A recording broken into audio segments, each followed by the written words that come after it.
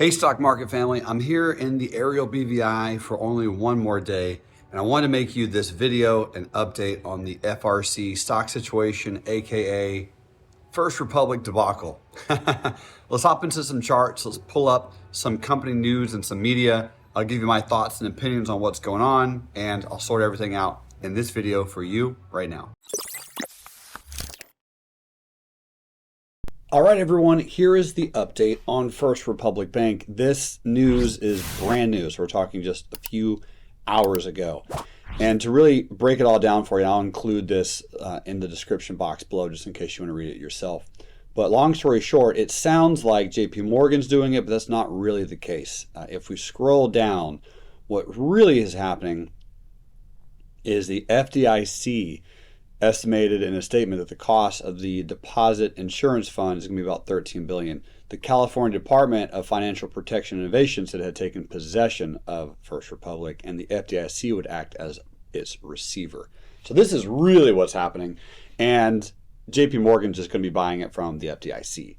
So not that really fully matters, but just kind of like a quick FYI, meaning they pretty much made them, right? The FDIC and the institutions are making JP Morgan buy this. Now, that being the case, JP Morgan is up pretty stoutly right now, pre-market.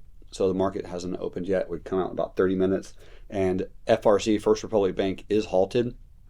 So what's unique here is that it's really valuing all of its assets at about $10.6 billion. And that's what JP Morgan is paying to the FDIC for most of the assets of the San Francisco-based bank, whose failure is the largest since Washington Mutual in 2008. So this is a big deal, by the way. Let's just not sweep this under the rug. I mean, this is a huge, huge bank that is getting bought out, getting acquired, essentially. So what does it mean to us, the shareholders? Because you all know I played this position knowing that it could go to zero, having that as the ultimate risk, and that's pretty much what's happening, more or less. Right now, the shares are halted, and they are down 43% pre-market, 34% pre-market. So it's about $2.30 right now, but it is halted as of now. And it'll probably stay halted for a while, if I had to guess. But what's going to occur at this price and at this juncture is they really need to determine what is the share value of First Republic Bank based on some of these assets. So $10.6 billion. So now when you're talking about assets, that's all things, right? When you are acquiring a stock that is publicly traded, you have to acquire its shares. That's how you get ownership of whatever is public. So that $10.6 billion is going to have to factor in the share price along with other assets, all the other assets that it might have, which First Republic just received all of its assets from, all of Silicon Valley's deposits and things of that nature. So this is a pretty large and pretty robust article, and it's talking about what JP Morgan's doing as well. So JP Morgan's also repaying $25 billion of the $30 billion big bank deposits that First Republic received really just weeks ago. That's when I came up with the original video. Now, that being the case, just to keep in mind really quickly, here right before earnings on First Republic Bank, depending of course on how you played this position and at what price you got in and where you bought your shares and all those fun things, on this day before earnings, we did have numerous strong up days in a row. So if you bought some at 1262 here and you had numerous good up days in a row, on this day you are and were able to get into a profitable collar strategy over earnings. I'm not saying you did or that you should have. Well, I am saying you should have if you didn't. So again, a collar is selling calls and buying puts. So I am going to lose on First Republic Bank, and it's going to be a meaningful loss. I'm not saying meaningful. It's going to be about 10 Rs or so because I was putting some money on this one just to see what it would do. But this would have been a much larger loss had I not sold some calls and bought some puts on the 24th of April. After you had a really, really strong up day, right? Buying those puts, selling those calls, acting as and creating an insurance position. Keeping in mind, boys and girls, ladies and gentlemen, that I definitely do teach this strategy for free, and I also teach it on our website in more depth at the Hedging with Options program. Long story short, it gives you the opportunity to protect your downside. It gives you the opportunity to mitigate your risk quite substantially, and depending on where you bought those puts. Mine was the $10 strike price. This is at least protecting some of the downside position on First Republic Bank. So that being the case and that being stated, I'm still going to lose on First Republic Bank. I'm going to take a loss on this one for sure, realized. The biggest question is, what value are they going to have on the actual shares as part of this $10 billion asset acquisition? That's going to be the really, really big question that we have. And my assumption is it'll be somewhere between $2 and $5. Most likely. That's probably going to be the case. The stock likely gets halted until they figure that out.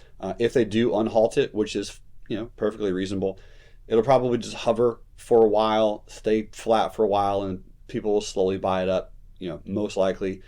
I do not believe that JP Morgan is going to settle all of these accounts today or tomorrow. So we're going to get some more information over the next few hours and 2 or 3 or 4 days. But the big news on JP Morgan is that it's now even larger. This bank has become even more robust. And this was a really, really good interaction with that 200 simple on the weekly chart. So from a technical analysis standpoint, JP Morgan was also a really interesting and unique buying opportunity with this hammer, this one white soldier back here. And in the original video, me talking about the banking situation, First Republic wasn't the only stock that I purchased, and it wasn't the only stock mentioned in that video as well.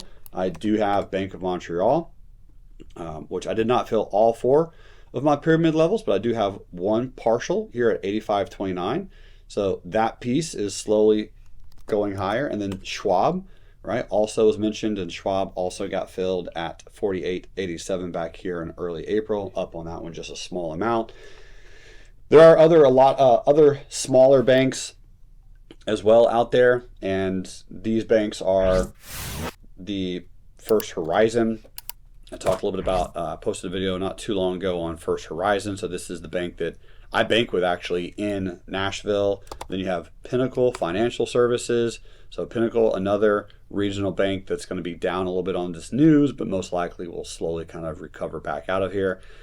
Long story short, team, this is a big deal. And yes, it is all about your risk. That's the key, is on any particular trade, regardless of how much we're going to learn or how much we're going to lose or how much you're going to make. If you're shorting it, of course, you're making some money.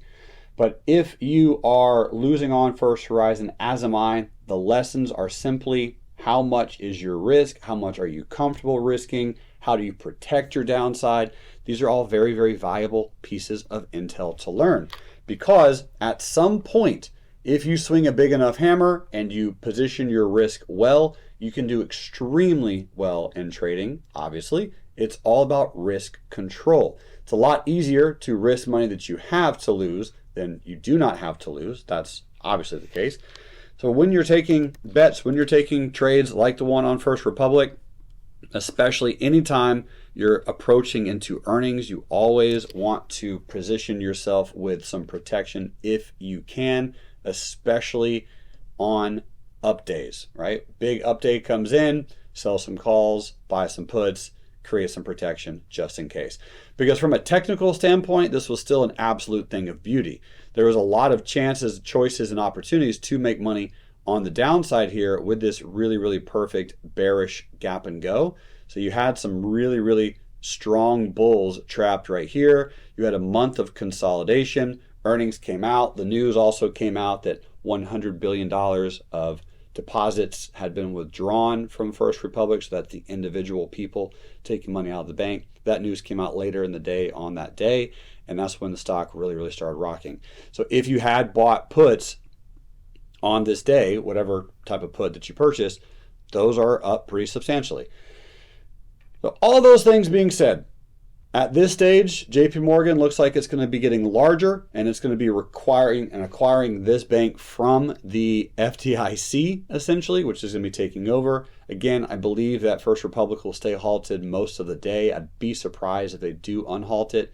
And if they do unhalt it, I don't think it's going to be too dramatic. I think it might pop down to $1, maybe $1.86, and then slowly meander its way back up to $2 or $3, because they really do have to figure out the actual assets for the overall company. Assets, of course, being their stock and their share price, along with physical buildings, intellectual property, loans, deposits, all kinds of things. So they got to figure all that out, and that's going to be happening this week as the government ensured and made sure that JP Morgan came in, stepped up, and saved yet another bank, the biggest banking failure since 2008.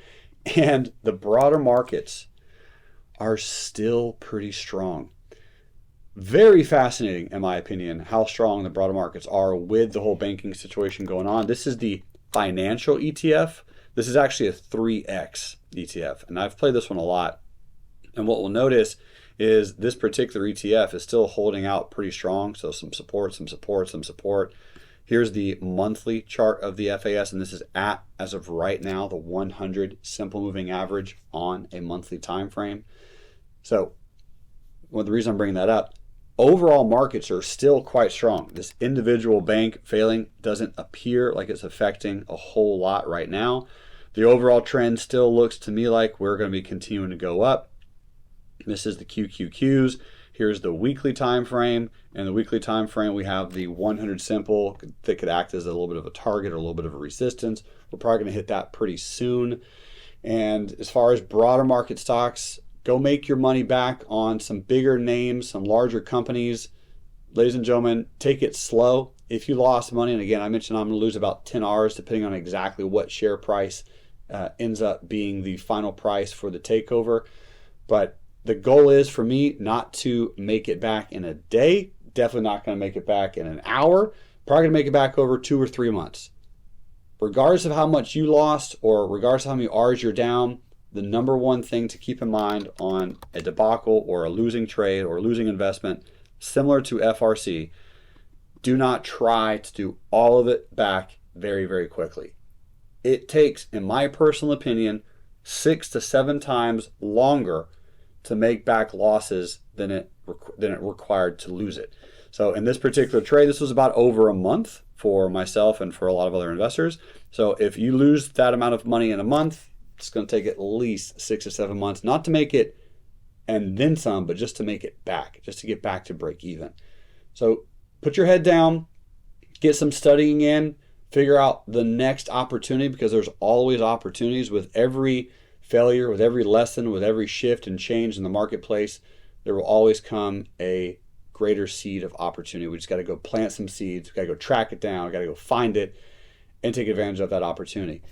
In fact, right now, our boy Tony is posting a really, really great trade setup in our Slack channel, saying that this is a once-in-a-decade trade setup. Let's do it together.